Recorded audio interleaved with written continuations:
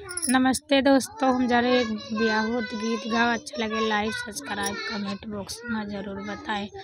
ऊंचवाही ऊंचवा ठाड़ी निहाराई दुला है कई मम्मी मोतीगंज कतनी है दूर।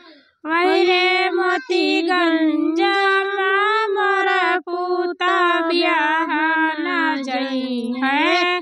दूध बिना वठा को मिला वही रे मोतीगंज मोरा पूता ब्याह न जई है।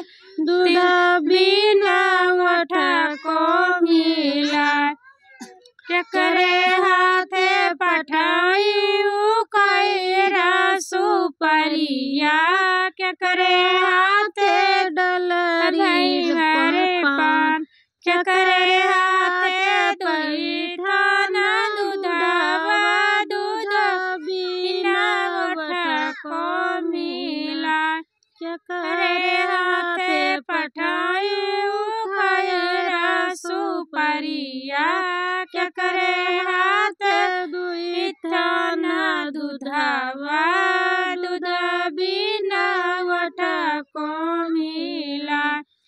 नरई हाथे पठाए कैरा सुपरिया अहिरा हाथे दुई थान दूधवा दूध बिना वठा को मिला। ऊंचवाही ऊंचवा चढ़ी निहाराई दुला है कई चाभी मोतीगंज कतनी है दूर।